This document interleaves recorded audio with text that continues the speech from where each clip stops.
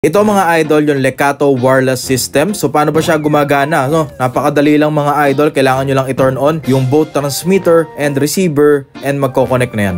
So automatic na yan mga idol. No? Tapos dito, ito yung kanyang charging port. Ayan. Ito yung naman yung sa kabila.